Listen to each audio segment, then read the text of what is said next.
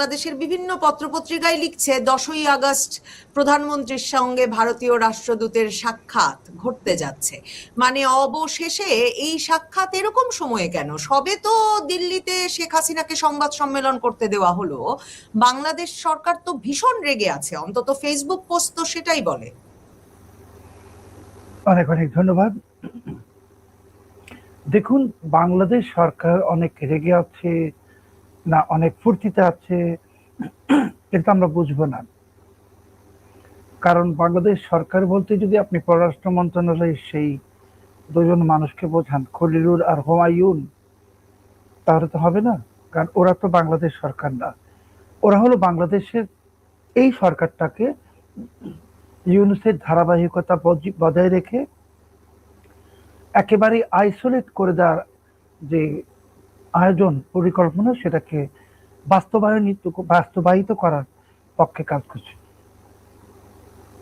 দেখুন, যদি 12 ফেব্রুয়ারির নির্বাচনে জামাতে ইসলামী বিজয়ী হতো, যদি, তাহলে আজকে আমাদের এই ভূমিতে পাকিস্তানের পতাকা উঠত, নিশ্চিত করে জানতে পারেন এটা।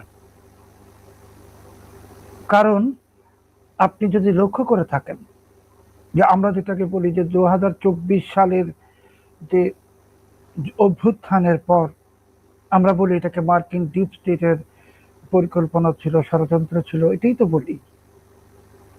তো আফগানিস্তানে যে মুজাহিদিনদের সহযোগিতা দেয়া, এটার পিছনেও মার্কিন ডিপ স্টেটই ছিল। কিন্তু মার্কিন ডিপ স্টেট এবং আফগান মুজাহিদিনদের মাঝখানে একটা ক্রেনক ছিল, আর সেটা ছিল পাকিস্তান। সেই পাকিস্তান মার্কিন যুক্তরাষ্ট্র থেকে, সৌদি আরব থেকে টাকা নিয়েছে, নিয়ে তলে তলে সে আফগানিস্তানকে একটি মার্কিন বিরোধী শক্তিতে পরিণত করেছে। আল কায়দা ইত্যাদির জন্ম দিয়ে, হাক্কানি নেটওয়ার্ক, আরো যা যা আছে। তো মার্কিন যুক্তরাষ্ট্রের বাংলাদেশে যে পরিকল্পনা ছিল, সেখানেও ক্রিয়ক ছিল পাকিস্তানে আইএসআই। আর ঠিক আফগানিস্তানের মতনই তারা বাংলাদেশকেও আমেরিকার টাকায় কবজা করতে চেয়েছিল। আর কবজা করতে চেয়েছিল বলেই যারা 24 পরবর্তী সময় সিদ্ধান্ত নিয়েছে সরকার গঠনের, প্রশাসন গঠনের, আসলে সরকার তো না। আপনি যদি প্রথম আলো সাক্ষাৎকারটা দেখে থাকেন আসিফ নজরুলের, যেটা আসলে আমি বলি যে 164 ধারায় জবানবন্দি, সেখানে তিনি সুনির্দিষ্টভাবে বলেছেন যে কিভাবে কি কাকে নির্ধারণ করা হলো, সব বলেছেন। তো উনি এই যে ইউনূসের নামটা হঠাৎ করে আসলো, ওনার কথাই বোঝা যাচ্ছে যে সেনাপ্রধান ওয়াকারুজ্জামান রাজিই ছিলেন না ইউনূসের ব্যাপারে। এই কথাটাই তো বলা হচ্ছে। তো সেনাপ্রধানকে সে রাজি হতে কারা বাধ্য করেছে, কেন বাধ্য করেছে? কারণ এই ইউনূসকে না বসালে, অন্য আর যে কোনো কাউকে বসালে, মানে যদি বিতর্কিত লোক ছাড়া, তখন কিন্তু পাকিস্তান আমাদের দেশটাকে 18 মাসে যে ধ্বংস করে দিয়েছে, সেটা সম্ভব হতো না। বা পাকিস্তান যে আমাদের দেশে জঙ্গি দিয়ে ভরিয়ে দিয়েছে, অস্ত্র পাঠিয়েছে, এটাও হতো না। কাজেই আমরা বেঁচে গেছি যে বাংলাদেশের এই জমিতে এখন পাকিস্তানের পতাকা উঠছে না। তাই বলে ষড়যন্ত্র থেমে নেই। বিএনপি যদিও সরকার গঠন করেছে, কিন্তু বিএনপির ভেতরেই ইউনূসের লোকেরা আছে এবং পাকিস্তানের আইএসআই লোকেরা আছে। আরো মোটা দাগে যদি বলি, বাংলাদেশ বিরোধীরা আছে। সেই বাংলাদেশ বিরোধী খলিলুর রহমান নাকি হুমায়ুন নাকি অন্য কেউ, সুনির্দিষ্টভাবে আমি তো বলবো না, বা আপনিও হয়তো বলবেন না, কিন্তু আমরা কিন্তু মনে মনে জানি এই পরিস্থিতিতে এখন ভারতের সাথে দূরত্ব সৃষ্টি করার জন্য না, শুধু ভারতের সাথে শত্রুতা তৈরি করার জন্য ওই চক্রটা ভীষণ সক্রিয়ভাবে চেষ্টা করছে। আপনি নিশ্চয়ই লক্ষ্য করেছেন যে ঢাকার যে একটি বিতর্কিত পত্রিকা বাংলা, তারা মানে জামাতপন্থী যে পত্রিকাটি, তারা কিন্তু ক্রমশ চেষ্টা করছে যে সম্ভব হলে বাংলাদেশের সঙ্গে ভারতের একটা যুদ্ধ বাঁধিয়ে দেওয়া যায় কিনা। তারাই চেষ্টা করছে তারেক রহমান যেন ভারতে না যান। তাদের কারণেই এবং ওই সমস্ত কুচক্রীদের কারণেই আপনি যেটা একটু আগে বললেন যে ভারতের হাই কমিশনার শ্রী দীনেশ ত্রিবেদী, উনি বাংলাদেশে আসার অনেক মাস পর খলিলুর রহমানের দেখা পেয়েছেন এবং উনি বাংলাদেশে আসার প্রায় 3 সপ্তাহের বেশি সময় পর প্রেসিডেন্টের কাছে পরিচয়পত্র পেশ করার সুযোগ পেয়েছেন। পরিণতি কি হলো? আমরা যে রাষ্ট্রদূত দিল্লিতে পাঠিয়েছি নতুন, তিনি আজ অব্দি পরিচয়পত্র পেশ করতে পারেননি। ওনাকে যদি তারেক রহমান সাহেব সেপ্টেম্বরে ভারত না যেতেন তাহলে ওনাকে ডিসেম্বর অব্দি বসিয়ে রাখা হতো, কোনো সমস্যা নাই। এখন তারেক রহমান সাহেব তো বাস্তবতাটা উপলব্ধি করছেন যে 71 থেকে বাংলাদেশের জন্মের পর 26 অব্দি আপনি বাংলাদেশে যত প্রাকৃতিক দুর্যোগ হয়েছে, যা কিছু হয়েছে, সেখানে ভারত তো সহযোগিতা করেছে। আপনি আমাকে একটা উদাহরণ দিন যে পাকিস্তান কোনো সহযোগিতা করেছে? করবে না তো। পাকিস্তানিরা তো চায় আমরা আবার পাকিস্তান হয়ে যাই, ওরা আমাদেরকে ঠিক 71 পূর্ববর্তী সময়ের মতনই চাকর বা গোলাম ভৃত্য মনে করুক এবং আমাদেরকে শোষণ করুক। তো এটা তারেক রহমান বুঝে গেছেন। তারেক রহমান বুঝে গেছেন কেন? ওনার সাথে যেমন অনেক মন্দ এলিমেন্টস আছে, তেমনি ওনার আশেপাশে কিছু ভালো মানুষও তো আছে। আর এখন তো তারেক রহমানের সাথে পরামর্শক হিসাবে, মানে অঘোষিত পরামর্শক হিসাবে আইরিন খান কাজ করছেন। তো তার কারণে দীনেশ ত্রিবেদী কালকে যে যাচ্ছেন দেখা করতে, এটা শুধু সৌহার্দ্যপূর্ণ হবে এটাই না, মানে আমরা তো আসলে সাংবাদিকতার ভাষায় বলি না সৌহার্দ্যপূর্ণ বৈঠক, এটা সৌহার্দ্যপূর্ণ বৈঠক হবে না, এটা ফলপ্রসূ বৈঠক হবে। কারণ আছে, আমাদের গঙ্গার পানি লাগবে।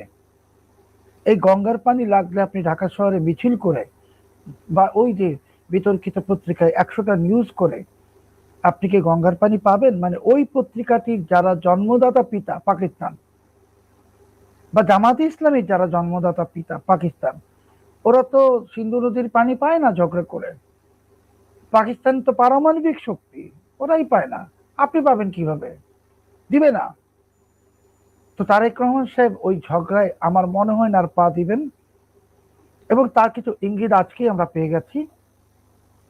যে আপনি জানেন যে জামাত একজন তাদের ক্যান্ডিডেট দিয়েছে, প্রার্থী, এই কর্নেল অলি, প্রেসিডেন্ট প্রার্থী। বিএনপি 2টো মনোনয়নপত্র সংগ্রহ করেছে। ধরে নিতে পারেন যে সেই 2টো মনোনয়নপত্রে ইউনুস নেই, কারণ ইউনুস তার বিএনপির কেউ না, বা ইউনুস তো ইন্ডিপেন্ডেন্ট ভাবে। তারেক রহমান বুঝে ফেলেছেন। এর মাধ্যমে আপনি কি বোঝাতে চাইছেন? মানে দীনেশ ত্রিবেদীর সঙ্গে সাক্ষাৎ, তারপর ভারত সফরের ঘোষণা, দুটো ঘটনা ঘটেছে। আজকে দীনেশ ত্রিবেদী ভিসা সেন্টারে গেছেন এবং উনি জানেন ভিসা সেন্টারে উনি গেলেই সাংবাদিকরা দাঁড়াবেন সামনে। সাংবাদিকদের প্রশ্নের উত্তরে উনি বলেছেন নরেন্দ্র মোদী এবং তারেক রহমান দুই লিডার একসঙ্গে বসলে সব সমস্যার সমাধান সম্ভব, এমন একটা কথা তিনি বলেছেন। কিন্তু আবার দেখেন তারেক রহমান কিন্তু আজকে কক্সবাজার সফর করছেন, সেখানের জনসভায় তার, মানে আমি আমার দেশ পত্রিকায় দেখছিলাম, তার যে কথাটা শিরোনাম হয়েছে সেটা হচ্ছে বাংলাদেশ আর কোনোদিন তাবেদার রাষ্ট্র হবে না। পররাষ্ট্র মন্ত্রণালয়ের ফেসবুক পোস্টেও কিন্তু লেখা আছে বাংলাদেশ আর কোনোদিন ক্লায়েন্ট স্টেট হবে না, অনুগত রাষ্ট্র হবে না। খলিলুর রহমানও কদিন আগে, তার মানে কি এই কথা তো ভারতকে উদ্দেশ্য করে। তো এখন মানে এই রকম ব্যাটিং করতে করতে, ভারত বিরোধী ব্যাটিং করতে করতে কি ভারত চলে যাওয়া সম্ভব হবে এখন সেই দিল্লিতে যেখানে শেখ হাসিনা বসে আছেন? তারেক রহমান ক্লায়েন্ট স্টেট বলতে ভারতকে বোঝাননি। তারেক রহমান ক্লায়েন্ট স্টেট বলতে পাকিস্তানকে বুঝিয়েছেন। এটা না বুঝেই আমাদের দেশ রিপোর্ট করেছে অতি উৎসাহী হয়ে, কারণ বাংলাদেশ তো কখনো ভারতের ক্লায়েন্ট স্টেট ছিল না। ভারত তো পাকিস্তানের একটা অংশ ছিল এবং পাকিস্তান এখনো বাংলাদেশকে পাকিস্তান বানাতে চায়। আমি যেটা বললাম যে জামাত যদি বিজয়ী হতো এখন পাকিস্তানের পতাকা উঠতো। আর ভারত বাংলাদেশকে তো কখনো ভৃত্য মনে করেনি, পাকিস্তানিরা তো করতো, মানে পাকিস্তানের রাজনীতিবিদরাই তো এখন স্বীকার করছেন। তো তারেক রহমান সাহেব রাজনীতির মাঠে অনেক কথা সবাই বলে, নরেন্দ্র মোদীও বলবেন, কিন্তু ভিতরে ভিতরে যেটা লক্ষণ সেটা হলো যে উনি যাবেন ভারতে, গঙ্গার পানি পাবেন, সবকিছু পাবেন, বিনিময়ে কিছু কথা পূরণ করতে হবে ওনাকেও। সেটা শুধু ভারতের দাবি না, সেটি মার্কিন যুক্তরাষ্ট্রেরও দাবি।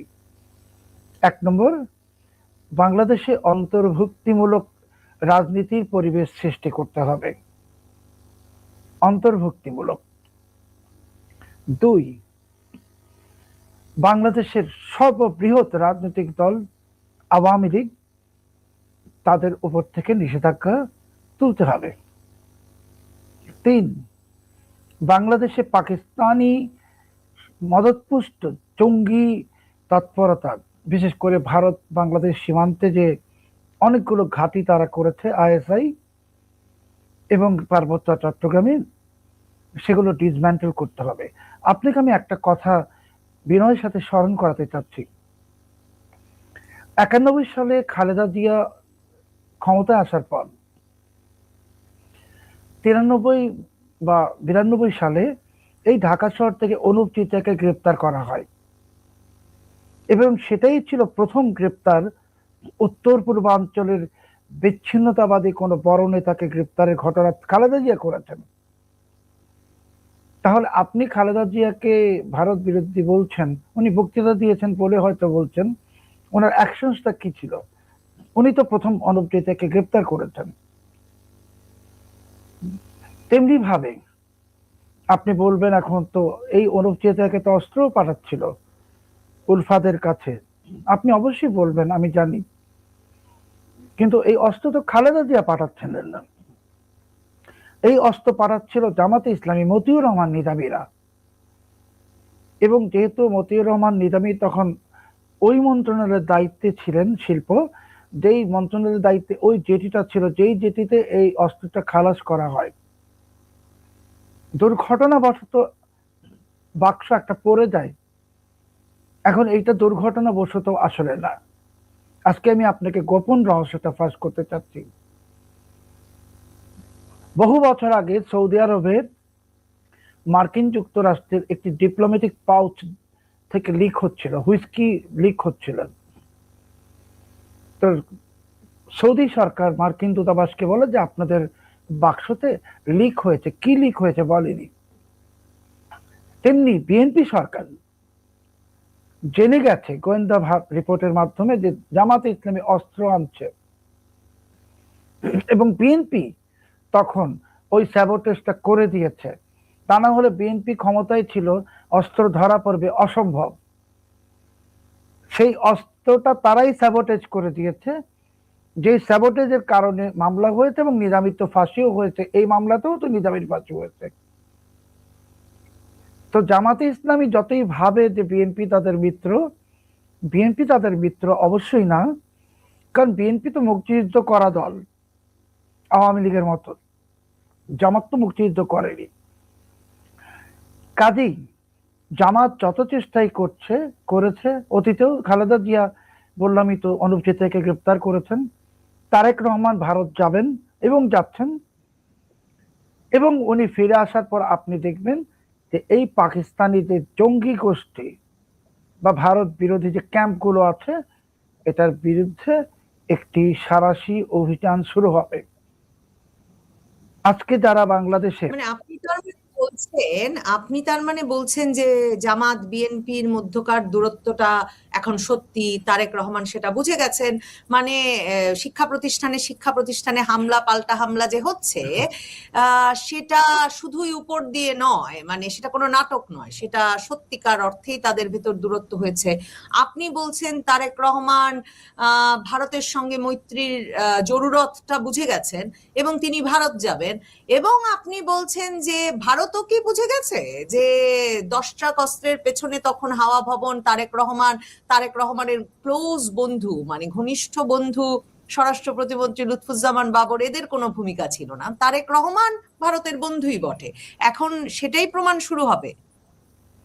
দেখুন, জামাতে ইসলামী কখনো বিএনপির বন্ধু ছিল না। আপনি অতীতের যত রাজনীতির ইতিহাস, বিএনপি বিরোধী আন্দোলনে জামাত অংশগ্রহণ করেছে। এমনকি 11টা যে ঘটে গেল, যদিও তখন জামাত বিএনপির সঙ্গে জোট সরকারে ছিল, কিন্তু এই 11-11 সময় জামাত স্যাবোটেজ করেছে। এবং এখনো জামাত যদি সুযোগ পায়, বিএনপি যদি দ্রুত গতিতে ভারতের সঙ্গে সম্পর্ক গভীর না করে, জামাত এই সরকারের পতন ঘটিয়ে দিবে ডিসেম্বরের মধ্যেই। কাজেই তারেক রহমান এখন তার অরিজিনাল পলিসিতেই দেখাবেন। আপনি যেটা বললেন যে তারেক রহমানের বন্ধু লুৎফুজ্জামান বাবর, এরা তো লুৎফুজ্জামান বাবর তো তখন স্বরাষ্ট্র প্রতিমন্ত্রী ছিলেন, খুবই প্রভাবশালী। আর যদি হাওয়া ভবন, ধরুন হাওয়া ভবন যদি থাকতো, তাহলে এই অস্ত্রটা কি ধরা পড়তো? কখনোই না, সম্ভবই না। ধরা পড়লো সেটা ধামা চাপা পড়তো। এটা জামাতে ইসলামী ঘটিয়েছে। এবং জামাতে ইসলামী এখনো যা কিছু বাংলাদেশে হচ্ছে ভারত বিরোধী, এটা জামাতে ইসলাম এবং বাংলাদেশ আর্মির ভিতরে জামাতের লোক আছে, ডিজিএফআই এর ভিতরে জামাতের লোক আছে, আমি নাম ধরে বলছি। আর্মির ভিতরে জঙ্গি আছে, ডিজিএফআই এর ভিতর জঙ্গি আছে। এরা সবাই বিএনপির বিরুদ্ধে কাজ করছে সম্মিলিতভাবে, তারেক রহমানকে ফাঁসি দেওয়ার জন্য অথবা তারেক রহমানকে হত্যা করার জন্য। কাজেই এটা তারেক রহমান সাহেব বুঝে গেছেন। কালকের যে বৈঠক, এটা সৌহার্দ্যপূর্ণ বৈঠক বলবো না, এটাই হবে। বিএনপি আসলে কি? বিএনপি বাংলাদেশ পন্থী দল। বিএনপি আওয়ামী লীগকে ফেরত নিয়ে আসবে। বিএনপি আওয়ামী লীগের নিষেধাজ্ঞা তুলে দিবে। তারপর আপনি জামাতকে আর খুঁজেও পাবেন না। এই ৭৬টা আসনই তারা প্রত্যেক করে, কেউ বঙ্গোপসাগরে ঝাঁপ দিবে, কেউ পাকিস্তান চলে যাবে। কারণ বিএনপি তো বাংলাদেশকে পাকিস্তান হতে দিবে না। বাংলাদেশ যদি পাকিস্তান হয়, তাহলে তো জামাতে ইসলামের আমির হবেন বাংলাদেশের প্রধানমন্ত্রী, বিএনপির অস্তিত্বই থাকবে না। এবং বিএনপি, তারেক রহমানের বাবা জিয়াউর রহমান, উনি তো পাকিস্তানিদের দৃষ্টিতে গাদ্দার, বিশ্বাসঘাতক। পাকিস্তানিদের দৃষ্টিতে দুজন মানুষ গাদ্দার, বিশ্বাসঘাতক। একজন হলেন বঙ্গবন্ধু শেখ মুজিবুর রহমান, আরেকজন জিয়াউর রহমান। এই দুই বিশ্বাসঘাতকের পরিবার, একটি আওয়ামী লীগ, অন্যটি বিএনপি। কাজেই তারেক রহমান সাহেব কি ভুলে যাবেন যে ওনার বাবাকে পাকিস্তানিরা গাদ্দার মনে করেন? উনি তো নিজেকে শিশু মুক্তিযোদ্ধা দাবি করেছেন, এসেই বাংলাদেশে এসেই করেছেন না? করেছেন। তো উনি তো দেখেছেন পাকিস্তানে ওনার মা, ওনার পরিবারের প্রতি কি ধরনের আচরণ পাকিস্তানিরা করেছে, ওটা তো দেখেছেন উনি। উনি তো ভুলে যাওয়ার কথা না। উনি তো তখন একদম দুগ্ধপোষ্য শিশু না, সব মনে আছে। কিন্তু তারেক রহমান পরিবেশ পরিস্থিতির কারণে অনেক কিছুই বলতে পারেননি দেশের নিয়ন্ত্রণটা নেওয়ার স্বার্থে।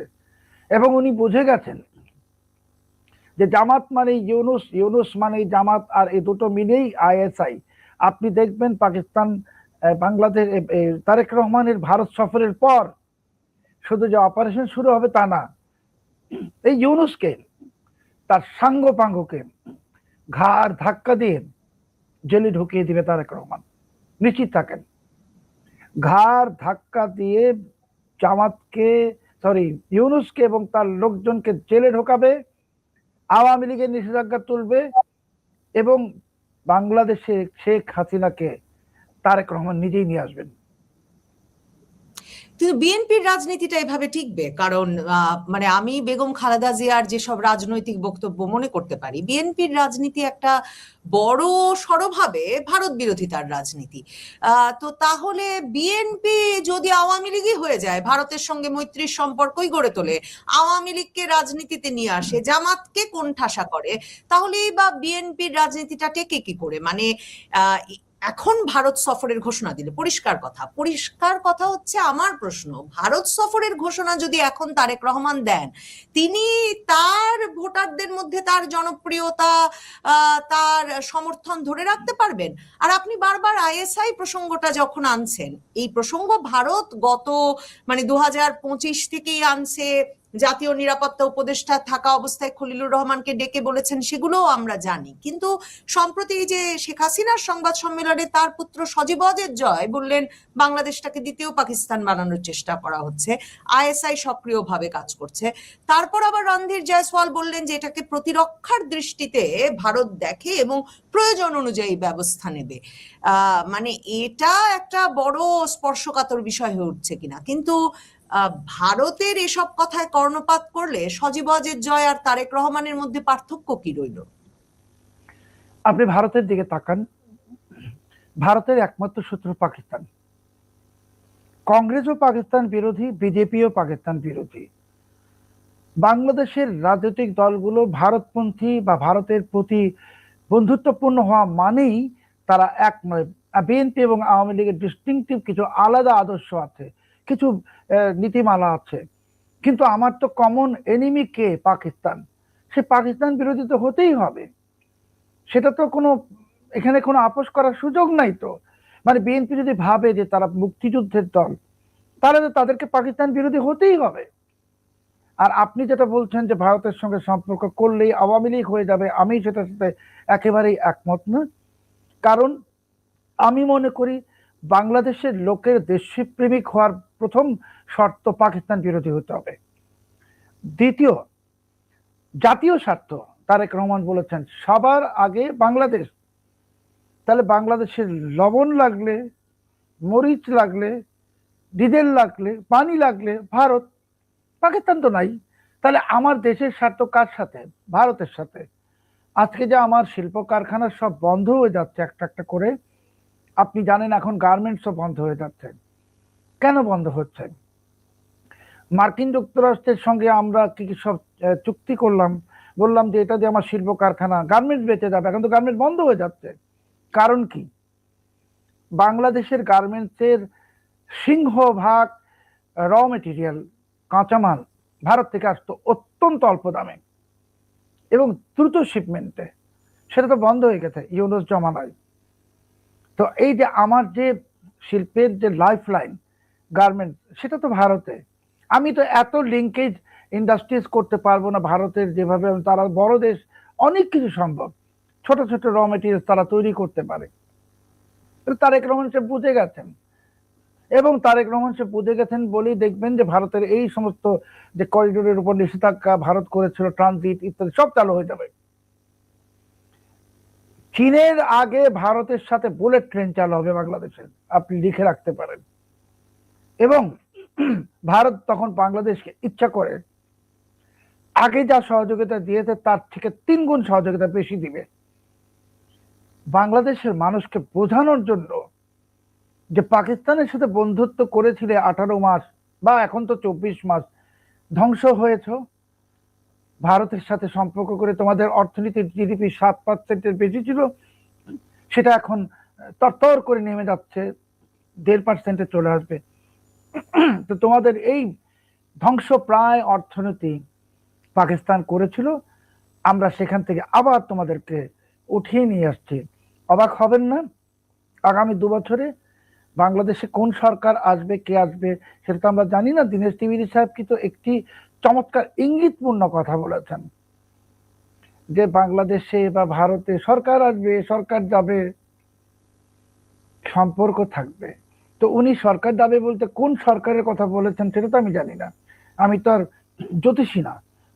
ভারতে যে সরকার এখনই যাচ্ছে না এটা তো নিশ্চিত। কাজেই সরকার পরিবর্তন হবে, মানুষ যদি ভোট দেয়, এখন নির্বাচন পদ্ধতি যদি আবার হয়, আর হবেও, তাহলে মানুষ তো আওয়ামী লীগকে ভোট দিবে। বিএনপি তো ব্যর্থ হয়ে গেছে।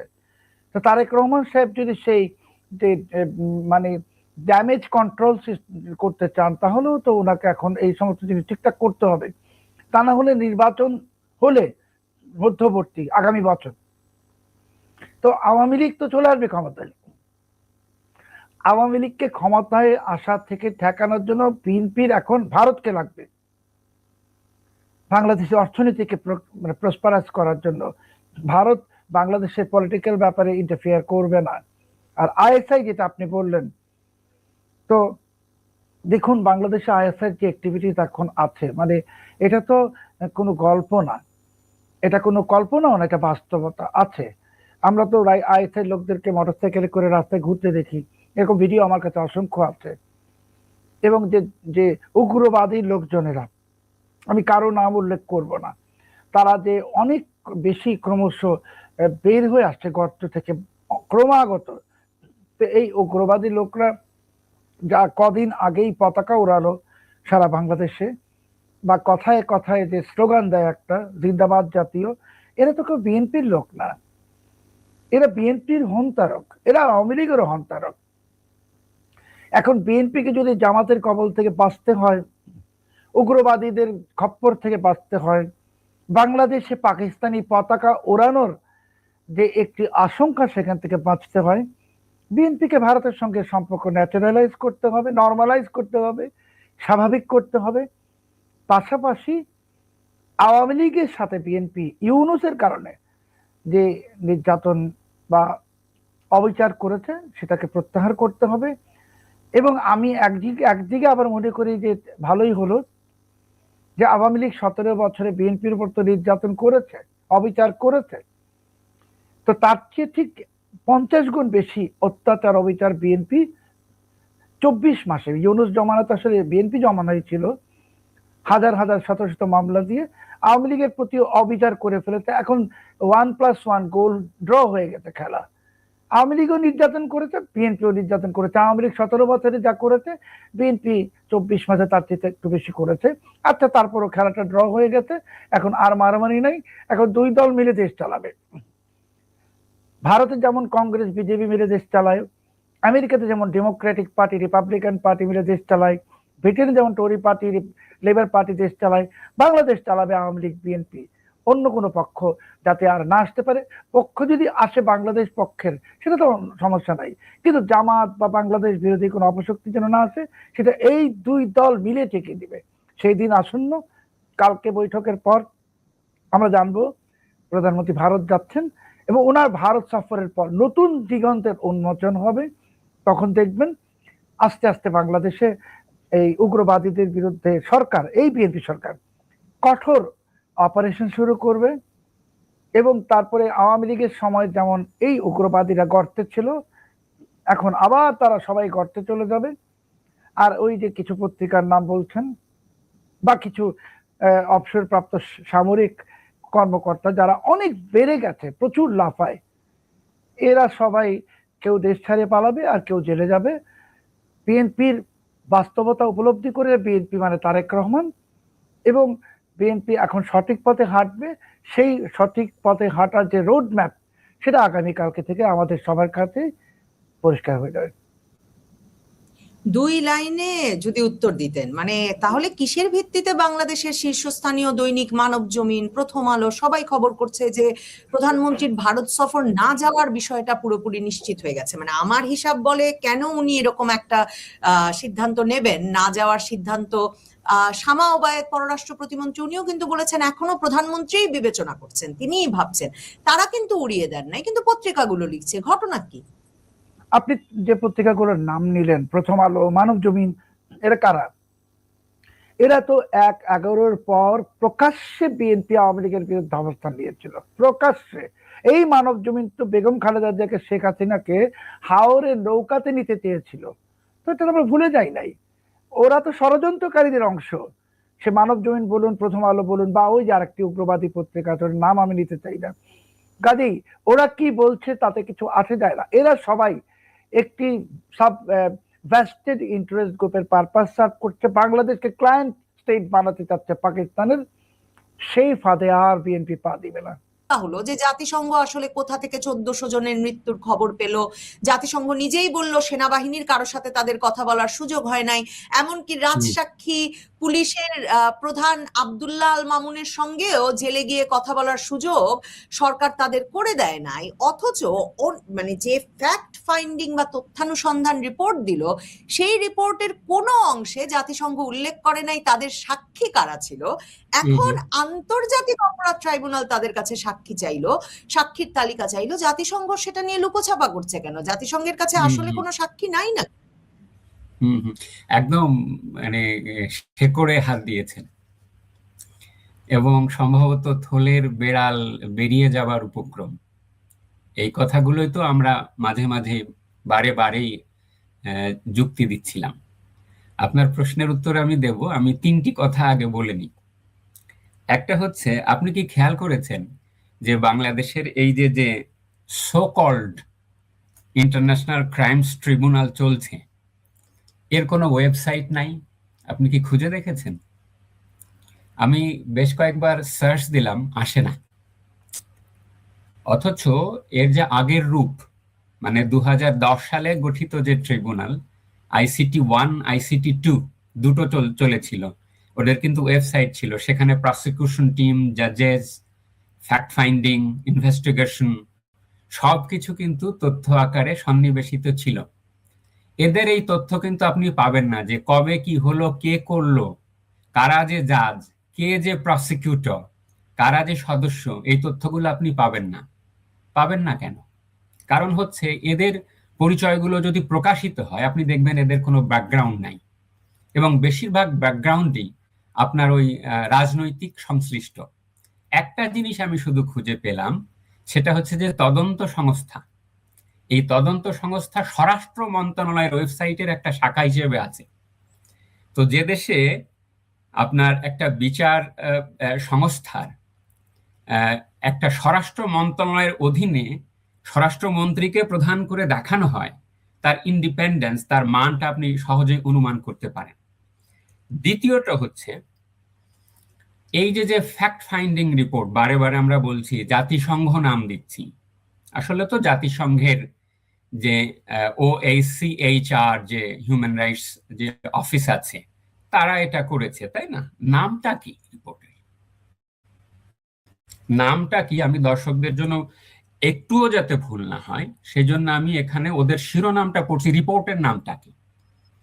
OHCHR fact finding report: Human rights violations and abuses related to the protests of July and August 2024 in Bangladesh. Human rights violations এর ফ্যাক্ট ইনভেস্টিগেশন রিপোর্ট ব্যবহৃত হচ্ছে কোথায়? ইন্টারন্যাশনাল ক্রাইমস ট্রাইব্যুনালের ক্রিমিনাল ইনভেস্টিগেশন ফাইন্ডিংস হিসেবে। হলো? So this is a serious violation, again a human rights violation, এটা নিজেই একটা হিউম্যান রাইটস ভায়োলেশন।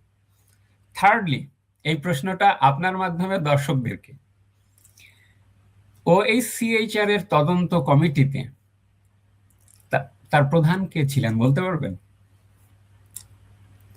সদস্য কে ছিলেন?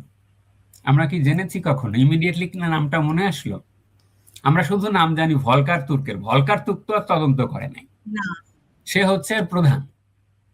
এবং এই রিপোর্ট যেদিন প্রকাশিত হয়েছিল, প্রফেসর আসিফ নজরুল এবং ডক্টর ইউনুসের উপস্থিতিতে এবং অন্যান্য বহু মানুষ সমবিব্যাহারে সেই রিপোর্ট, সেখানে রিপোর্টে যা নাই, মুখের বাইরে থেকে ভলকার তুর্ক একটা বক্তব্য দিল যে ক্রাইমস এগেনস্ট হিউম্যানিটি হয়েছে, যেটা তাদের রিপোর্টে কোথাও নাই, আমি পড়ে পালাম না, পাই নাই।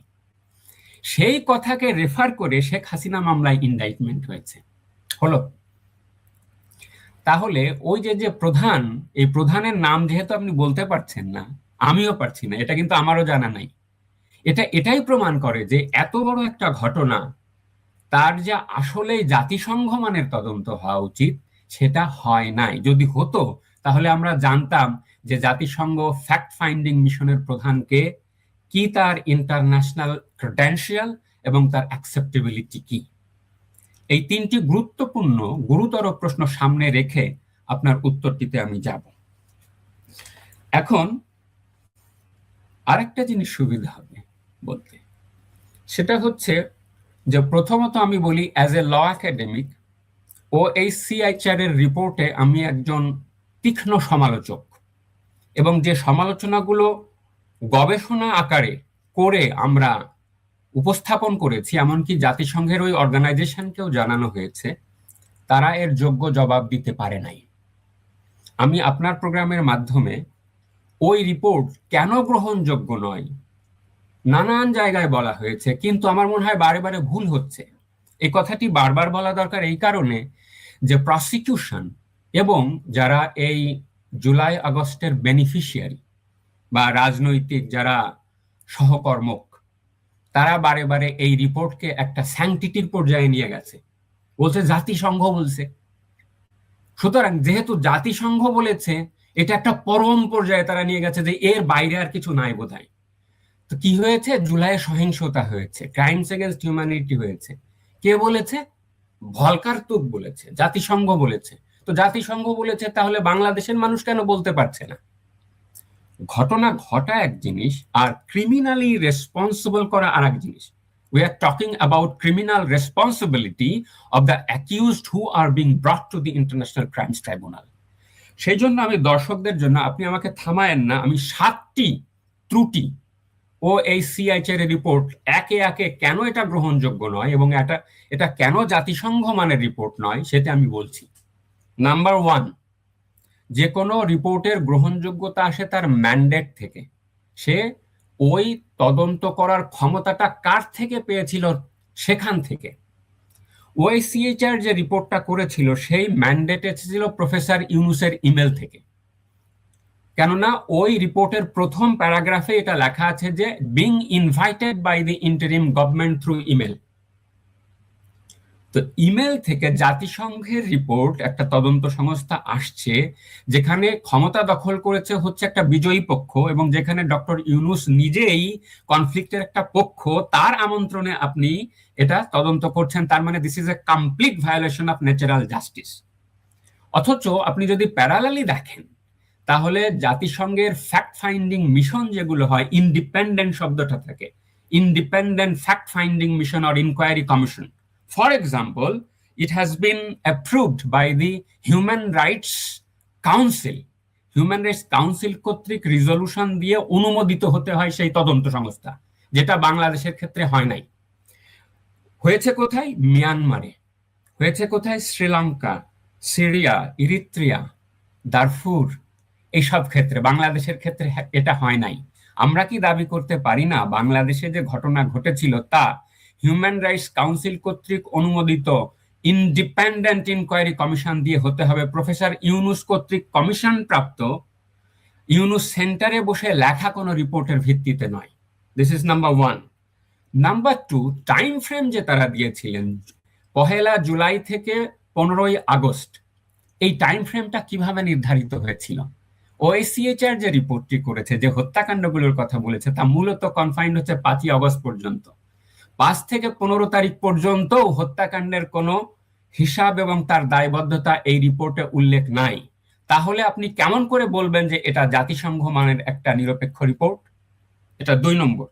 3 নম্বর হচ্ছে, এটা আপনি অবাক হবেন, আপনি নিজেও ল পড়েছেন নবনীতা চৌধুরী, সেটা হচ্ছে এই রিপোর্টে স্বীকার করা আছে যে ভ্যালিডেশন করা, যারা যখন রিপোর্টটা লিখেছে, লিখবার পরে ভ্যালিডেট করতে হয়, মানে একটা এন্ডোর্স করতে হয় যে ফাইন্ডিংসটা কোথায় হলো, ভুল ত্রুটি আছে কিনা। এই ভ্যালিডেশনটা করেছে সরকারের, গভর্নমেন্টের মেম্বারদেরকে পরামর্শ নিয়ে। অর্থাৎ সরকার এই রিপোর্ট অনুমোদন করেছে এবং সেখানে সংশোধন এনেছে, তবেই তারা এটা ফাইনাল করেছে। আপনি আমাকে বলুন, কোন ইন্ডিপেন্ডেন্ট জাতিসংঘের রিপোর্ট কি কখনো এটা করে যে সরকারের লোকজন এটা দেখবে এবং নামও উল্লেখ নাই যে কে এই প্রুফ দেখে দিয়েছে? আমরা কি ধরে নেব যে এই প্রুফ দেখে দিয়েছে আসিফ নজরুল? আমরা কি ধরে নেব এটা রিজওয়ানা হাসান দেখে দিয়েছে? সুতরাং এখানে যেটি নয়, this is also a complete non transparency on the part of OICHR report. 4th, যে স্যাম্পলিং এ এরা লিখেছে যে আমরা 231 জন লোকের সাক্ষাৎকার নিছি। এত বড় একটা ঘটনা, 231 জনের স্যাম্পলিং, এই স্যাম্পলিংটা কেমনে হইল? এই 231 জন লোক কে কে? তার মধ্যে কি স্টুডেন্ট আছে, তার মধ্যে কি ভাইস চ্যান্সেলররা আছে, তার মধ্যে কি যে মন্ত্রীদের নামে বা সরকারের যারা আছে তাদের আছে, যার যে পুলিশ সদস্যদেরকে হত্যা করা হয়েছে তার পরিবারের জবানি আছে? নাই।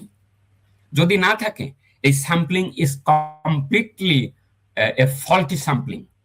এবং তারা বলেছে আমরা 6টি জেলা পরিদর্শন করেছি। 6টি জেলা কিভাবে পরিদর্শন করলেন এবং কোন সে 6 জেলা, এবং সেটা কিভাবে পিক আপ হলো? এই যে যে ভজঘট মেথোডোলজিক্যাল যে এরর, এ থেকেও প্রমাণিত হয় যে এটি কোনো রিপোর্ট হতে পারে না। তারপরে কি, তারপরে হচ্ছে 7টা আমি আর বলছি না, অনেক সময় লেগে যাবে, আমি শুধু একটা প্যারাগ্রাফ পড়ছি, যে এর পরেও এই রিপোর্টে কোথাও উল্লেখ নাই ক্রাইমস এগেনস্ট হিউম্যানিটি হয়েছে যে অপরাধে, যে রেফারেন্সে শেখ হাসিনা মামলার দণ্ড দেওয়া হয়েছে এবং তার অন্যান্য কলিগদেরকে দণ্ড দেবার পায়তারা করা হচ্ছে। আমি দর্শকদের জন্য আমি প্যারা নম্বর একটু আপনাকে আপনি একটু থামাই আপনাকে ডক্টর বিল্লাহ। মানে দেখেন যে এই রিপোর্টে অনেক দাবি হঠাৎ মানে কোথা থেকে করা হয়েছে আমরা এখন পর্যন্ত জানি নাই। যেমন 1400, সরকার এখন পর্যন্ত 834 জনের তালিকা করতে পেরেছে, কিন্তু এর পরেও এই রিপোর্ট যেই দাবি করে নাই সেটা হচ্ছে যে এই রিপোর্ট স্পষ্টভাবে তাদের ভূমিকার 2য় পৃষ্ঠায় সম্ভবত বলেছে কিন্তু যে এই রিপোর্টের তদন্তের ভিত্তিতে কোনো ইন্ডিভিজুয়াল রেসপন্সিবিলিটি, কারো ব্যক্তিগত দায় এবং আপনি যেটা বলছিলেন কারো ফৌজদারি অপরাধের দায়, ক্রিমিনাল রেসপন্সিবিলিটি প্রমাণিত হয় না, সেজন্য আরো তদন্ত করতে হবে। অথচ এই রিপোর্টের উপর ভিত্তি করে ইন্ডিভিজুয়াল দায়ও আদালত, আমাদের আন্তর্জাতিক অপরাধ ট্রাইব্যুনাল প্রমাণ করে ফেললো, আবার ইন্ডিভিজুয়াল দায় ক্রিমিনাল রেসপন্সিবিলিটি দেখে শেখ হাসিনার স্বরাষ্ট্রমন্ত্রী তাদের ফাঁসিও দিয়ে দিল, আরো দেবে ফাঁসি। তো মানে জাতিসংঘ যতটুকু দাবি করে তার থেকেও বেশি দাবি করা হচ্ছে। একদম একদম, আমি ওই বাক্যটাই, আপনি যেটা পড়ছেন এটা যেহেতু মুখের কথা বলে প্রমাণিত না হয়, আমি অন রেকর্ড রাখবার জন্য বলছি। Page 6 executive summary: These serious human rights violations also raise concerns from the perspective of international criminal law, so that additional criminal investigation are warranted to determine the extent to which they may amount to crimes against humanity. এ তদন্তটা কে করছে? হয়নি তো additional. যেহেতু হয় নাই, বারে বারে এই যে প্রসিকিউশন এই রিপোর্টকে নিয়ে আসছে, এতে প্রমাণিত হয় যে তাদের আসলে পর্যাপ্ত এভিডেন্স নাই। আপনি শেখ হাসিনা মামলাটাও যদি খেয়াল করেন, যে the pieces of evidence they have relied upon is very scanty. Professor Maksud কামালের সাথে কথোপকথন, তাপসের সাথে কথোপকথন, ওই চৌধুরী আব্দুল্লাহ আল মামুনের করবোরেটিভ অ্যাকমপ্লিস এভিডেন্স, এইটা আর হচ্ছে জাতিসংঘের রিপোর্টও না, ভলকার তুর্কের স্টেটমেন্ট। আপনি বলেন যে does that constitute sufficient basis for conviction of a death sentence? হলো এটা? এখন আপনার মূল প্রশ্নে আসি। এখন জাতিসংঘ আর এর দায় নিতে চাচ্ছে না, এই জন্য এখন আর একদমই আপনি সঠিকভাবে ধরেছেন যে এখানে দুটো প্রপোজিশন আছে, যে এত ত্রুটি সহ জাতিসংঘেও এই তথ্যগুলো যদি তারা সামনে আনে, তাহলে এটা একেবারে সবাই বুঝে ফেলবে যে তাদের যে স্যাম্পলিং, তাদের যে রিপোর্টের ত্রুটি, এটা কখনোই জাতিসংঘের মানের ত্রুটি হয় নাই। এটা একটা বড় ধরনের কনক্লুসিভ একটা প্রিজাম্পশন হতে পারে, আপনার এই সন্দেহ অমূলক না। আমি একজন লয়ার একাডেমিক হিসেবে রুল আউট করে দিচ্ছি না, কিন্তু যেহেতু জাতিসংঘের রিপোর্ট, যেহেতু জাতিসংঘ নামটা নিয়েছে, পারসে আমরা আউটরাইটলি বলে দিতে পারি না এটা ইল্লিগাল, কিন্তু আমরা এটা বলে দিতে পারি এর যে প্রবেটিভ ভ্যালু, ইংরেজি শব্দটা প্রবেটিভ ভ্যালু মানে হচ্ছে সাক্ষ্যগত মূল্য, এর মান, অর্থাৎ এটা কত উৎকৃষ্ট মানের সাক্ষ্য যেটা দিয়ে একজন মানুষকে দণ্ড দেওয়া যায়, এমনকি মৃত্যুদণ্ডের মতন সিরিয়াস শাস্তি দেওয়া যায়। এই প্রবেটিভ ভ্যালু একদম নিম্ন স্তরের। এখন এটা হয়েছে কি, এই যে যুক্তিতর্কে সম্ভবত ডিফেন্সওয়ালারা বা জাজই হয়তো বলছেন যে এই যে যে 231 জন না কয়জন প্রত্যক্ষ সাক্ষী, এর মধ্যে কয়জন প্রত্যক্ষ সাক্ষী আমরা নিজেরাও জানি না, বিকজ তাদের যে র ম্যাটেরিয়াল জাতিসংঘ এটা প্রকাশ করছে না। হ্যাঁ, প্রকাশ করছে না, তার পিছনে একটা সাধারণ ডিফেন্স হলো যে রিসার্চ এথিক্সে বলে যে আপনি ডেটাতে বলে অ্যানোনিমিটি রক্ষা করব এবং সেটা একটা এথিক্যাল স্ট্যান্ডার্ড, সেটা অনেকে বলে। কিন্তু এটা শেয়ারিং একটা ক্লজ থাকে জাতিসংঘের। এই ওআইসিএইচআর এর ডকুমেন্ট গুলো আমি একটু পড়ছিলাম, চোখ বুলাচ্ছিলাম যে তারা কোন শর্তে তাদের ডকুমেন্ট গুলো শেয়ার করতে পারে। সেইখানে শর্তগুলো হচ্ছে এই যে প্রসিকিউটর তামিম শুধু বলেছে ডেথ সেন্টেন্স, এটাও এক ধরনের পলিটিক্স, এটাও এক ধরনের ভাওতাবাজি হতে পারে। কারণ আপনি জানেন যে বাংলাদেশে ডেথ সেন্টেন্স খুব পপুলার। তারা যদি বলে যে আমাদের ডেথ সেন্টেন্স আছে বলে জাতিসংঘ আমাদেরকে দিবার চাইতেছে না, তখন জজ সাহেব বা অন্যান্যরা মনে করবো আচ্ছা আমাদের ডেথ সেন্টেন্স লাগবেই, যেহেতু ডেথ সেন্টেন্সের নিচে আমরা সন্তুষ্ট হই না, অতএব জাতিসংঘ দিল বা না দিল তাদের আমাদের কিছু যায় আসে না, অতএব এটা ঠিক আছে। এই অজুহাতটা তারা মানুষের চোখে ধুলা দিয়ে প্রেজেন্ট করতে চায়। কিন্তু জাতিসংঘের মূল ডকুমেন্ট শেয়ারিং যে নীতিমালা আছে, সেই নীতিমালার তে উল্লেখ আছে স্পেশাল প্রসিডিওর, এমনকি বাংলাদেশ সংক্রান্ত বিষয়েও তারা 19 জুন 2026 একটা গাইডলাইন তৈরি করেছে। সেখানে লেখা আছে যে ডকুমেন্ট তারা শেয়ার করবে কতগুলো শর্তে। মৃত্যুদণ্ড থাকা একমাত্র শর্ত না, নবনীতা চৌধুরী। সেখানে লিখা আছে প্রথম শর্তই হলো যে বিচারটা ফেয়ার হতে হবে, ফেয়ারনেস। দ্বিতীয় হলো ডিউ প্রসেস রক্ষা করতে হবে। তৃতীয়ত হলো নন অ্যাপ্লিকেবিলিটি অফ ডেথ সেন্টেন্সেস। চতুর্থ হলো যে উইটনেস যারা কনসেন্ট দিয়েছিল, উইটনেস যারা ডিপোজিশন দিয়েছিল, বক্তব্য দিয়েছিল, তাদের কনসেন্ট লাগবে। এবং পরবর্তী পয়েন্ট হলো হিউম্যান রাইটস স্ট্যান্ডার্ড বজায় রাখতে হবে। এতগুলো শর্ত বজায় রেখে ওই তথ্য পাওয়া বাংলাদেশের প্রসিকিউশনের পক্ষে সম্ভব না। কিন্তু ওরা মানুষের চোখে ধুলা দেওয়ার জন্য শুধু ডেথ সেন্টেন্সের অজুহাতটা সামনে আনতেছে in order to convince the court. তখন কোর্ট বলবে যে ওরা আমরা নিজেরাই তো ডেথ সেন্টেন্স দিয়ে বসে আছি, অতএব এই গ্রাউন্ডে অত না হলেও চলবে, যেহেতু জাতিসংঘ বলছে অতএব আমরা এটা জাতিসংঘের কথাকে একেবারে স্বতঃসিদ্ধ ধরে নিয়ে এর উপরে বিচার করতে পারি। আর একটা ডেঞ্জারাস কাজ তারা করে রাখছে মানুষের চোখে ধুলা দেওয়ার জন্য। এই জামাত মনা আইনজীবীদেরকে দিয়ে জাতিসংঘ এই রিপোর্টটারে তারা ঐতিহাসিক ডকুমেন্ট হিসেবে ঘোষণা করার জন্য একটা রিট করায় রাখছিল। আপনার খেয়াল আছে কিনা?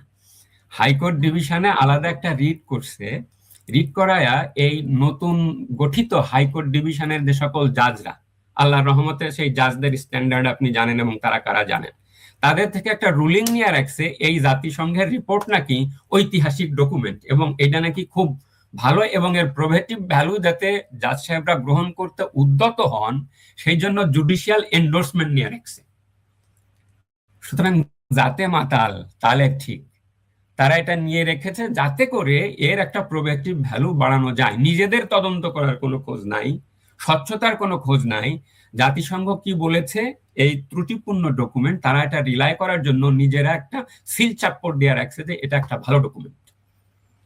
এখন আসেন চাইলো কেন প্রসিকিউশন এই যে গাজী মনোয়ার হোসেন তামিম, যার তথ্যের ভিত্তিতে সংবাদ মাধ্যমে এক কোনায় বের হলো যে জাতিসংঘ এখন সাক্ষ্য তালিকা দিতে রাজি হচ্ছে না, এই খবরটা আমরা জানলাম। উনি তো একেবারে তাজুলের প্রসিকিউশন টিমের, মানে আগের চিফ প্রসিকিউটর জামায়াতে ইসলামীর সেই উকিল, সেই তাজুল ইসলামের একেবারে ডান হাত ছিলেন এই গাজী মনোয়ার হোসেন তামিম। উনারা হঠাৎ করে চাইলেন কেন এখন জাতিসংঘের কাছে সাক্ষী তালিকা? কারণ উনারা দেখেন আবার ট্রাইব্যুনালে যে উনারা যেসব প্রত্যক্ষদর্শী সাক্ষী আনছেন তারা হচ্ছেন ঢাকায় ছিলেন নাহিদ ইসলাম, আসিফ মাহমুদ, সজীব ভুইয়া, হাসনাত আব্দুল্লাহ, এরা গিয়ে সাক্ষী দিচ্ছেন বিভিন্ন, মানে কুষ্টিয়ায় হাসানুল হক ইনু মেরে ফেলেছেন, অথচ হাসানুল হক ইনু ছিলেন ঢাকায়।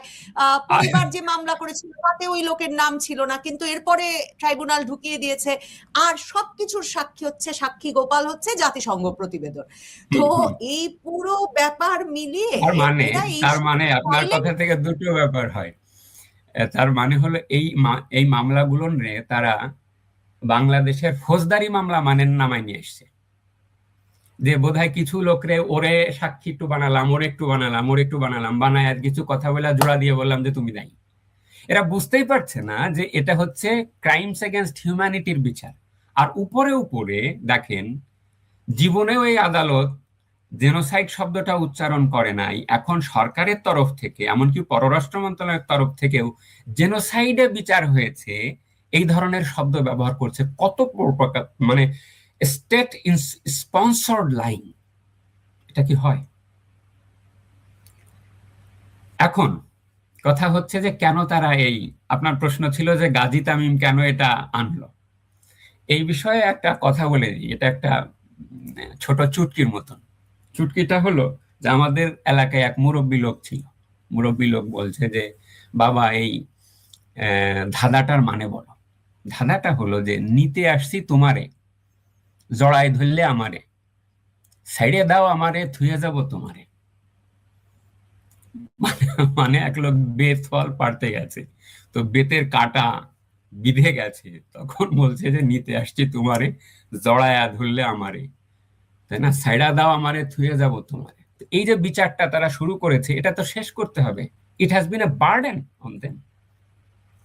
এবং আপনার সওয়াল জবাব বলেন তো, এই এই যে 231 জন ধরলাম, আমি তথ্য দিচ্ছি যে 231 জনের তারা তথ্য নিয়েছিল OACHR। এর মধ্যে নিশ্চয় প্রত্যক্ষদর্শী, মানে কেউ তো দেখে নাই যে গুলি হচ্ছে, যে হ্যাঁ আমার ভিকটিম ফ্যামিলির যে পজিশন আছে, তারও যে বক্তব্য হবে, একজন পত্রিকা পড়াওয়ালা মানুষেরও একই বক্তব্য হবে। কিন্তু কারণ আপনি তো ঘটনাটা দেখেননি যে কে গুলি করছে, তাই না? আপনি তো দেখেননি যে শেখ হাসিনা অর্ডার দিতেছে, আপনি তো দেখেননি যে হাসানুল হক ইনু অর্ডার দিতেছে। আপনি বলেন যে হ্যাঁ অমুক বাচ্চাটা ধানমন্ডি 27-এ মারা গেছে বা চানখারপুলে মারা গেছে, but is it the consequence of the commanding responsibility? এই সাক্ষী তো আপনি প্রত্যক্ষদর্শী দিয়ে প্রমাণ করতে পারবেন না, তাই না? এখন এটা কেন আসলো? কারণ এই তথ্যগুলো আপনাকে যাচাই করতে হবে, কোর্টকে সিদ্ধান্ত দিতে পারতে হবে যে যে তথ্যগুলো দেওয়া হচ্ছে প্রত্যক্ষদর্শীদের, সেই তথ্যগুলো আমাকে সন্তুষ্ট হতে হবে ফ্যাক্ট ডিটারমিনেশনের জন্য, যে আসলেই এরকম ঘটনা ঘটেছে। এটা তো একদম একেবারেই ন্যূনতম চাহিদা। সেই জন্যই কথাগুলো সামনে এসছে। তখন কোর্টই হয়তো বলেছে আপনারা নামগুলো দিতে পারবেন। এখন তারা বলছে না, জাতিসংঘ তো আমাদেরকে দিচ্ছে না। এখন অজুহাত দিচ্ছে যে মৃত্যুদণ্ডের বিধান আছে বিধায় যাচ্ছে না, জানেন তো। কিন্তু জাতিসংঘ হয়তো এজন্যও দিচ্ছে না, ফুলের বেড়াল বেরিয়ে যাবে সেজন্য হয়তো দিচ্ছে না, সেটা একটা কথা যেটা আমি প্রথমে বলে নিয়েছি। দ্বিতীয়ত এজন্য হয়তো দিচ্ছে না যে তোমরা যা করছো তাকে যে কোনো কিছু বলা যায় কিন্তু বিচার বলা যায় না, সুতরাং এখানে তথ্য দিয়ে আমরা বিপদে পড়বো না, রাইট? এখন এই তথ্য তিনটা কারণে দরকার। জজ সাহেবদের কাছে দরকার হচ্ছে ফ্যাক্ট, মার্শালিং অফ ফ্যাক্টের জন্য। দ্বিতীয় হচ্ছে প্রসিকিউটরদের কাছে দরকার, কারণ হলো প্রসিকিউটররা প্রমাণ করতে চান কোনো একটা মামলায় যে দেখেন এই ঘটনার আমার প্রত্যক্ষদর্শী সাক্ষ্য অমুক অমুক আছে। সবচেয়ে কাদের জন্য এই প্রত্যক্ষদর্শী সাক্ষ্য দরকার বলুন তো? ডিফেন্সের জন্য। ডিফেন্স মানে যার বিরুদ্ধে অভিযোগ করা হয়েছে তার আইনজীবীদের জন্য এই নামগুলো দরকার। কেন দরকার? কেননা তিনি তাদেরকে ক্রস এক্সামিন করবেন। তিনি তাদেরকে ক্রস এক্সামিন করবেন যে তুমি যে কথাটা বলছো, তুমি এই প্রশ্নের উত্তর দাও। 5 মিনিটের মধ্যে ক্রস এক্সামিন করে বেরিয়ে ফেলা সম্ভব যে তুমি এটা ভুল বলছো। তাহলে এই যে হচ্ছে প্রসিকিউশনের ক্লেম প্লাস পাল্টা ক্রস এক্সামিনেশন, এটা হচ্ছে জুডিশিয়াল প্রসেসের অংশ। এই তথ্য যদি তারা হাজির না করতে পারে তাহলে জুডিশিয়াল প্রসেসই সম্ভব না। আর যদি সম্ভব না হয়, এই ডকুমেন্টকে রিলাই করে যদি এই কোর্ট, ইন্টারন্যাশনাল ক্রাইমস ট্রাইব্যুনাল আবার যদি কোনো রায় দেয়, that will be a fundamentally flawed judgment like Sheikh Hasina judgment। বুঝাতে পারলাম? এবং এইখানে আপনি দেখেন যে এখন কি শেখ হাসিনার মামলার রায় বাতিল হবে? মানে কি হবে, মানে এর ফলাফল কি? 100টা গ্রাউন্ড দেওয়া যায় যে শেখ হাসিনা মামলার রায় বাতিল। নিশ্চয়ই, কিন্তু হাইকোর্টে গেলে যেই হাইকোর্টকে দিয়ে বলিয়ে নেওয়া হচ্ছে যে জাতিসংঘ প্রতিবেদন একটা ঐতিহাসিক ডকুমেন্ট, আপনার কাছেই জানলাম, সেই হাইকোর্ট কি এসব প্রশ্ন তুলবে?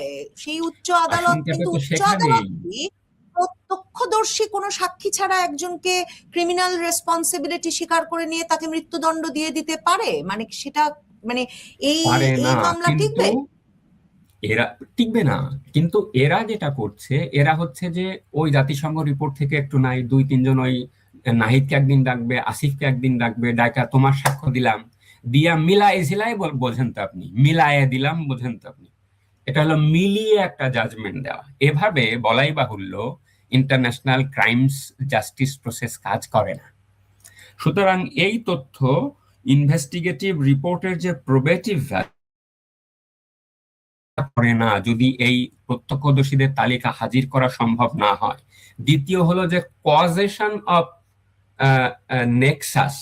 ধরুন একজন প্রত্যক্ষদর্শী দেখেছে জাতিসংঘ ওয়ালারা তার কাছ থেকে ডিপোজিশন নিয়ে লিখেছে, সঠিকভাবে লিখেছে কিনা জানি না, সেইটা আবার ক্লেম করছে প্রসিকিউশন আবার সেটাকে যখন উপস্থাপন করবে তখন ডিফেন্স সেটাকে প্রশ্ন করবে, বিদ্ধ করবে এবং প্রশ্নবিদ্ধ করতে চাইবে। এর মধ্যে যে নেক্সাস থাকা দরকার, আনলেস অ্যান্ড আনটিল এই তালিকা হাজির না হচ্ছে ততক্ষণ পর্যন্ত এটা সম্ভব না। আর যদি সম্ভব না হয় তাহলে কোনো বিচারই সুষ্ঠুভাবে ডিসিশন দেওয়া সম্ভব নয়। সেই জন্য আমি আর্গু করছি যে এই তালিকা যদি উপস্থাপন করা না যায় তাহলে এই ডকুমেন্টের যে প্রবেটিভ ভ্যালু তা জিরো, এবং এই জিরো প্রবেটিভ ভ্যালু ওয়ালা ডকুমেন্টে শুধুমাত্র মৃত্যুদণ্ড আছে বিধান তিনি এই অজুহাত দেখিয়ে যদি এটা ট্রাইব্যুনালকে খাওয়াতে পারে তারা, এবং ট্রাইব্যুনাল যদি আবারও শেখ হাসিনা মামলার মতো এটা রিলাই করে জাজমেন্ট দেয়, তাহলে that judgement is a nullity, not a judicial decision at all. একদম শেষ প্রশ্ন, মানে জাতিসংঘ এরকম একটা কেলেঙ্কারি কেন করলো? মানে এমনকি একেবারে ধরুন সাধারণ যেসব রিপোর্ট, গবেষণা প্রতিবেদন যেগুলো আদালতে যায় না, সোশ্যাল সায়েন্সে, এমনকি এনজিওর গবেষণা প্রতিবেদন, সেখানেও স্পর্শকাতর বিষয়ে অনেক ক্ষেত্রে নাম উল্লেখ করা হয় না কারা কারা কথা বলেছেন, কিন্তু থাকে তো যে 3 জন এই গ্রামের, 5 জন মহিলা, 6 জন পুরুষ, তাহলে অন্তত 231 জনের মধ্যে 150 জন ছাত্র, 50 জন সরকারি কর্মকর্তা, 5 জন পুলিশ কর্মকর্তা, কিছুই যে উল্লেখ করতে পারলো না জাতিসংঘ। মানে এরকম একটা কেলেঙ্কারি রিপোর্ট জাতিসংঘ কেন দিল? একটা ক্লারিফিকেশন দরকার এখানে। মানে জাতিসংঘের ওএসিএইচআর এর যে ফ্যাক্ট ফাইন্ডিং রিপোর্ট, ওখানে ওরা অ্যানোনিমিটি বজায় রেখে বলেছে যে অমুক একজন বলেছে, তমুক একজন বলেছে, এ ধরনের কথা আছে। কিন্তু ওই তথ্যের র ম্যাটেরিয়াল, মানে লোকটার নাম কি, বয়স কত, কিভাবে ঘটনার সাথে জড়িত, ওকে আমরা কিভাবে পেলাম, কথাটা বোঝেন নাই। ধরেন জাতিসংঘ রিপোর্ট রংপুর সফর করছে, রংপুরে আবু সাইদ হত্যাকাণ্ডের ব্যাপারে তারা তথ্য চায়। এই হত্যাকাণ্ডের ব্যাপারে তারা কার সাক্ষাৎকার নেবে, সেই স্যাম্পলিংটা কে বলেছে, সেই তথ্য দরকার আমার। নবনীতা চৌধুরী, আমি কি বোঝাতে পারলাম? সেই তথ্যটা নিয়ে আমাদের প্রশ্ন, সেই তথ্যটা জাতিসংঘের কাছে আছে। এমনকি রিপোর্টটার মধ্যে সেটা পর্যন্ত নাই যে আমরা রংপুরে গিয়েছিলাম, রংপুরে 6 জনের সাক্ষ্য নিয়েছি। জি, সেটা হয়তো আছে কিনা আমি জানি না, বাট বলা আছে যে হ্যাঁ ঠিক আছে আমরা অমুক মানে একজন বলেছে বা সামহট এরকম কিছু একটা। কিন্তু বিপক্ষ, মানে যাদের বিরুদ্ধে অভিযোগ বা যারা দায়িত্বে ছিলেন, এরকম দায়িত্ব যারা আছেন, তাদের কয়েকজনের সাথে আমি কথা বলে জেনেছি, আমাদের একটা গবেষক টিম ছিল, আমরা জেনেছি যে তাদের তথ্য ফ্র্যাগমেন্টেড ভাবে নেওয়া হয়েছে এবং ভ্যালিডেশনের ব্যাপারে আর কখনোই তাদের সাথে কথা বলা হয়নি যে তাদের বক্তব্যটা সঠিকভাবে লিপিবদ্ধ করা হয়েছে কিনা। এখন আপনার প্রশ্নের উত্তরে বলি যে জাতিসংঘ কেন এই কেলেঙ্কারিতে জড়াবে।